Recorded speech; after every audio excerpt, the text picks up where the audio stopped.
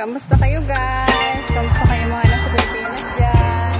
Mga nasa Hong Kong, sa mga friends ko dyan sa Hong Kong.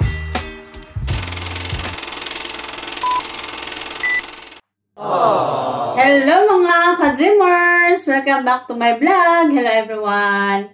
Today's video guys, i-share ko lang sa inyo kung magkano lahat ang nagastos ko sa pag-apply ko pupuntang Canada. So para ho, mayroon din kayong idea kung magkano po ang dapat yung ihanda para ho makapag-apply po kayo at marating nyo po yung dream place nyo na makarating po ng Canada. So balik guys, ito lahat ang nagastos ko sa pag-apply ko pupuntang Canada. So syempre, meron pong processing fee kasi po meron po kami agent at meron kami consultant. Ang binayaran ko lahat guys ay 65,000 Hong Kong dollars.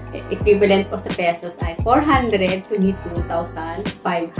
So, yan po yung gastos ko sa pag-process ko ng documents papuntang Canada. Sila na po bahala. Bibigyan ka po nila ng amo. Once na naka-hire ka na, sila na po ang proseso ng mga documents mo. And then, syempre, kapag nakabayad ka na sa processing fee, kapag naka-hire ka na, mag-undergo ka po ng medical. So, magkano po ang gastos sa medical? Magkano po babayaran sa medical? So, guys, yung binayaran ko dati sa medical ay 2,200 Hong Kong dollars. Syempre, nag-request po ako ng e-sheet para ho meron din akong copy sa medical ko. So, bali, ang binayaran ko ay 2,300 Hong Kong dollars. Equivalent po sa peso ay 14,950. And then, nag-request din po ako ng sworn affidavit sa consulate dito sa Hong Kong kasi nga yung amo ko ay hindi po magbibigay ng reference letter. So, hindi na rin po ako nag-try kasi dati ay hindi niya po ako bibigyan ng reference letter. So, ang ginawa ko guys ay nag-request po ako sa consulate ng sworn affidavit at nilagay ko doon yung details ng work ko saka kung ano yung alaga ko. So, nagbayad po ako ng 280 Hong Kong dollars equivalent of 1,820 pesos. So, yun na guys. Yun ang gastos ko. And then, so, bali guys, lahat na yun. Kasama na yung, sworn affidavit. And then, kapag na-hired ka na at for visa stamping ka na, so, nagbayad din po ako ng 1,600 Hong Kong dollars equivalent of 11,200. Kasama na yung pag-stamp, DHL. So, nagbayad po ako ng 11,200 para po sa visa stamping. So, suma total po lahat ang nagastos ko guys ay 449,970.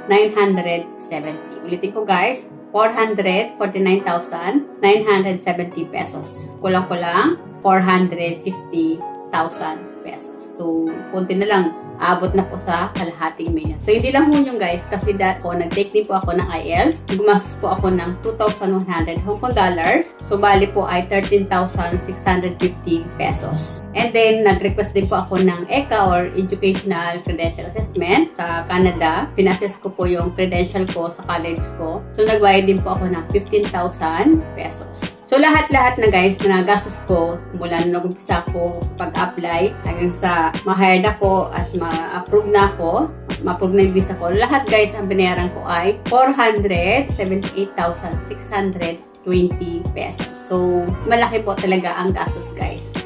Itong computation ko guys, ito lang yung mga exact na binayaran ko. Pero wala pa po yung mga other expenses ko na mga ginastos. So, mga pamasahe, mga budget sa papunta, and then sa mga pagbayad sa DHL, sa pag-process ng ECA ko. Para sigurado kayo guys, mag-ready kayo ng 550,000 to 600. Yan po lahat guys ang nagastos ko sa pag-apply ko papuntang Canada. O, malaking pera, yes. Pero worth it naman guys kasi nga makakarating na tayo sa Canada, sa dream place natin. Hindi lang po itong pera na to ay mababawi din naman natin kasi alam naman natin is maganda po ang pasahod sa Canada. At hindi lang po yung sahod, at least po yung family natin ay makukuha natin. Magkakaroon po ng chance na makakasama natin yung pamilya natin kahit guys na gumastos tayo ng malaki. Madali lang po kitain yung pera.